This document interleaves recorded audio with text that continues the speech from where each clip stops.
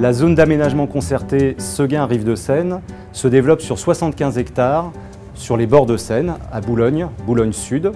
Ce programme se développe en fait sur 3 secteurs principaux, le secteur de la tête du pont de Sèvres et le secteur d'aménagement plus classique du Trapèze et de l'île Seguin.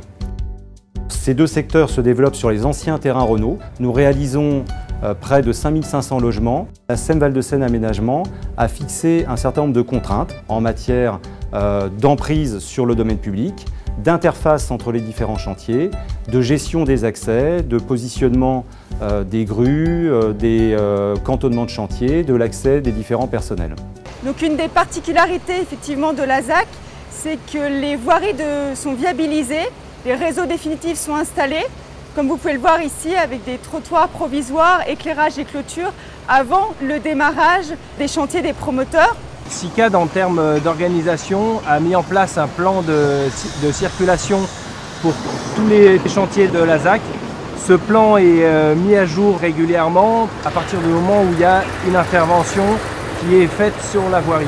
La régulation également de toute l'organisation de la ZAC en termes de chantier, de nettoyage, de sécurité, développement durable, tout ça en fait est régulé par ce qu'on appelle un cahier d'organisation de chantier qui est joint au document de vente des promoteurs. Classem, en collaboration avec l'OPC de la ZAC, est chargé également de prévoir l'installation des bases vie des différents constructeurs sur la ZAC. Donc derrière nous, effectivement, nous avons un lieu où sont aujourd'hui installées toutes les bases vie des chantiers en cours sur l'ensemble de la ZAC. La gestion des grues à tours sur la ZAC est organisée par un système qu'on appelle système d'interférence SMIE qui a été imposé à l'ensemble des maîtres d'ouvrage pour éviter qu'on ait des systèmes qui ne soient pas compatibles.